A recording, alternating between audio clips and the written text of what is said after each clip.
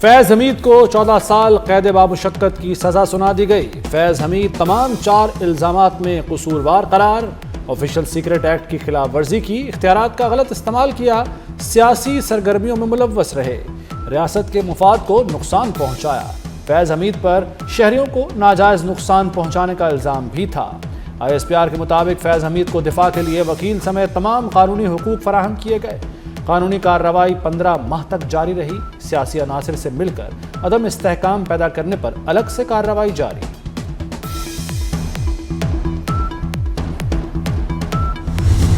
DG ISPR کی 5 دسمبر کی press conference اور فیض حمید کی سزا۔ لیفٹیننٹ جنرل احمد شریف چودھری نے کہا تھا فیض حمید اور ان سے جڑا ایک کیس چل رہا ہے، 9 مئی کے دیگر مقدمات سویلین عدالتوں میں ہیں۔ فیض حمید کو سزا تاریخی فیصلہ ہے، یہ فیصلہ پیغام ہے آئندہ ایسی غلطیاں نہ کی جائیں۔ چیئرمین پیپلز پارٹی بلاول بھٹو کی چنیوٹ میں میڈیا سے گفتگو، کہا سیاسی زندگی میں اپنے وقت کے 2 فرعون دیکھے، بانی PTI اور فیض حمید مکافات عمل بھگت رہے ہیں۔ فیض حمید کے خلاف مزید تحقیقات اور ٹرائل باقی ہے۔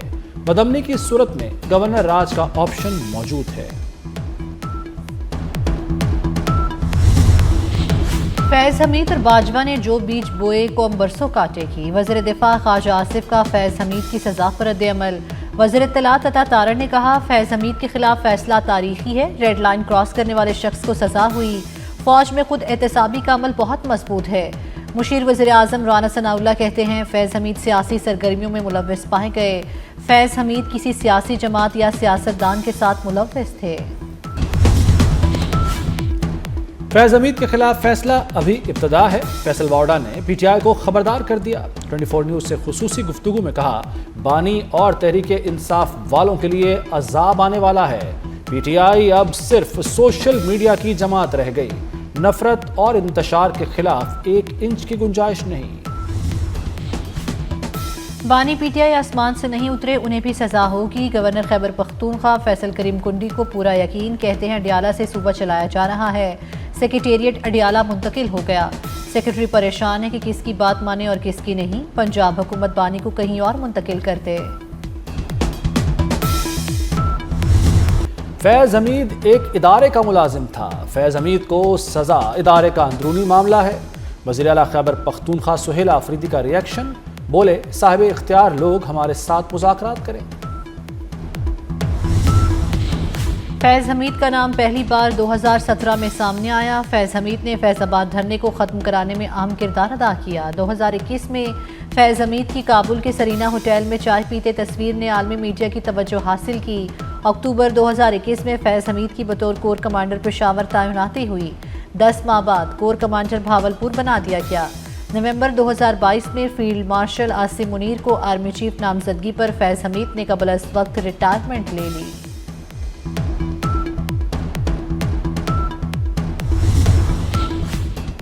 ناروے کے سفیر کی پاکستان کے اندرونی معاملات میں مداخلت، دفتر خارجہ کا سخت اقدام، ناروے کے سفیر کو طلب کر کے ڈیمارش جاری کیا۔ سپریم کورٹ میں ایمان وزاری کے کیس کی سماعت میں ناروے کے سفیر نے شرکت کی تھی۔ پاکستانی F-16 لڑاکا طیاروں کی اپ گریڈیشن، امریکہ نے $686 ملین کا پیکج منظور کر لیا۔ نئے معاہدے میں 16 ڈیٹا لنک سسٹم سمیت جدید آلات شامل۔ پیکج کا مقصد پاکستان کی F-16 بیڑے کو جدید بنانا ہے۔ امریکی پیکج کی منظوری پر پاکستان کا خیر مقدم۔ ترجمان دفتر خارجہ کے مطابق اقدام معمول کے دفاعی تعاون کا حصہ ہے۔ پاک چائنا مشترکہ انسداد دہشت گردی مشق واریر 9 جاری۔ مشق 28 نومبر سے 14 دسمبر تک جاری رہے گی۔ مشق کا مقصد باہمی رابطہ اور آپریشنل ہم آہنگی میں اضافہ ہے۔ National counter terrorism centre Pabbi میں خصوصی تقریب، چین کے سفیر جانگ زائڈونگ مہمان خصوصی تھے۔ Chief of general staff Pakistan army کی بطور گیسٹ آف آنر شرکت۔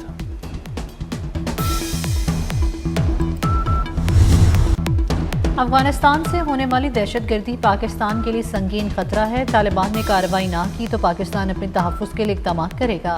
پاکستان کے مستقل مندوب عاصم افتخار کا سلامتی کونسل میں 2 ٹوک پیغام، کہا TTP تقریباً 6000 جنگجوؤں کے ساتھ افغان سرزمین پر موجود ہے۔ جنگ ختم ہو چکی، افغان پناہ گزین وطن واپس جائیں۔ بھارتی پراکسیز پڑوسیوں کے لیے سیکیورٹی چیلنج بن چکی ہے۔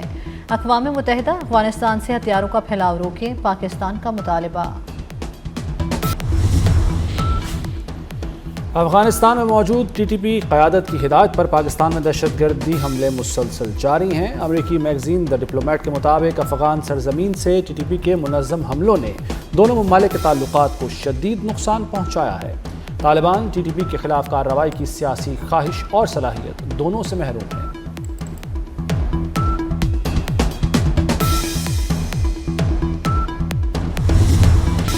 پاکستان سے بگھوڑے عادل راجہ نے حد تک انگیز الزامات پر عدالتی حکم پر معافی مانگ لی۔ عادل راجہ نے کہا لندن ہائی کورٹ نے راشد نصیر کو 50,000 پاؤنڈ ہرجانہ ادا کرنے کا حکم دیا۔ میں نے کئی حد تک آمیز الزامات لگائے، میرے پاس الزامات کا کوئی دفاع نہیں تھا جس پر میں معافی مانگتا ہوں۔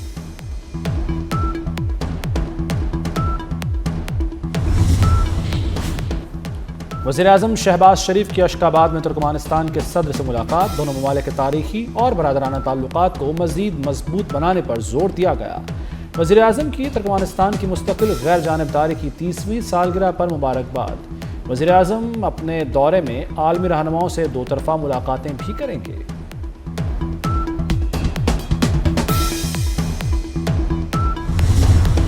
وزیر داخلہ محسن نقوی کا بیلجیم کا دورہ، یورپی یونین کے کمشنر برائے داخلی امور بھی محسن نقوی کے معترف نکلے۔ غیر قانونی تارکین کے یورپ جانے کی کوششوں میں نمایاں کمی پر خراج تحسین پیش کیا۔ محسن نقوی کے دورہ وزارت میں غیر قانونی یورپ جانے والوں میں 47% کمی ہوئی۔ ملاقات میں غیر قانونی امیگریشن کی روک تھام، انسانی اسمگلنگ کے خلاف اقدامات اور باہمی تعاون بڑھانے پر تبادلہ خیال، معلومات کے تبادلے سمیت تمام ممکنہ تعاون بڑھانے پر اتفاق ہوا۔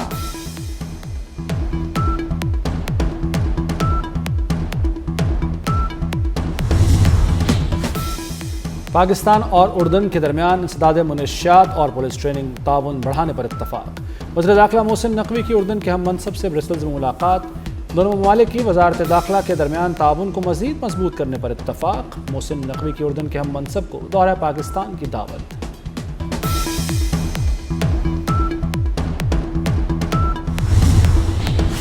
وزیر اعلیٰ پنجاب مریم نواز کا بلاول بھٹو کو پنجاب آمد پر خوش آمدید، کہتی ہیں پنجاب آپ کا گھر ہے، ہمیشہ عزت و احترام ملے گا۔ خوشگوار کلمات پر وزیر اعلیٰ پنجاب مریم نواز کا اظہار تشکر، بلاول بھٹو کے لیے نیک تمناؤں کا اظہار کیا۔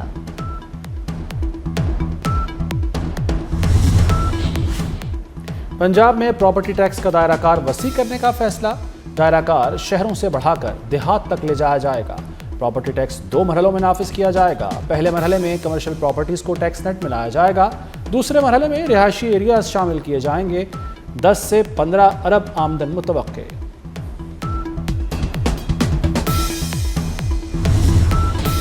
پنجاب کے ہر شہر کو خوبصورت بنانے کا منصوبہ، وزیر اعلیٰ پنجاب مریم نواز کی زیر صدارت خصوصی اجلاس ہوا۔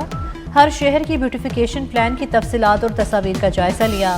بیوٹیفیکیشن پلان فیز کی تکمیل کے لیے فروری سے مئی تک کا ہدف مقرر۔ 39 اضلاع میں 132 اسکیمیں 17 ارب کی لاگت سے مکمل ہوں گی۔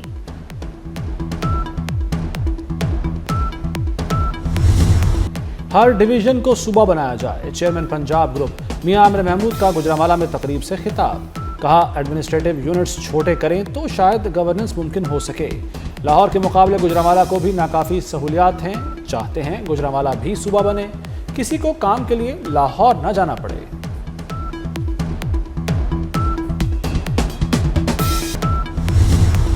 ایبٹ آباد میں ڈاکٹر وردہ قتل کیس کی تحقیقات کے لیے جے آئی ٹی نے کام کا آغاز کر دیا۔ جوائنٹ انویسٹیگیشن ٹیم میں حساس ادارے کے اہلکار شامل۔ ملزمہ رضا نے اعتراف جرم کر لیا۔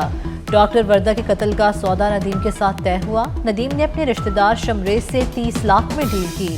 ندیم اور شمریز نے ساتھیوں سے مل کر ڈاکٹر وردہ کو گلا گھونٹ کر قتل کیا۔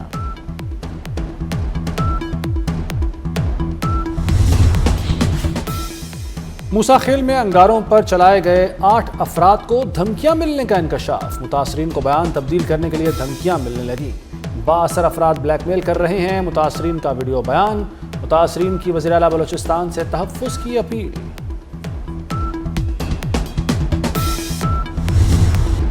خوبصورت چہرہ ہونٹ مشین گن 79 سالہ ٹرمپ نے اپنی 28 سالہ پریس سیکرٹری کی تعریفوں کے پل باندھ دیے۔ کہا کیرولائن لیوت ٹیلی ویژن پر جاتی ہیں تو چھا جاتی ہیں۔ ٹرمپ نے دل کھول کر تعریف کرتے ہوئے کہا کہ کیرولائن کے ہونٹ چھوٹی مشین گن کی طرح چلتے ہیں۔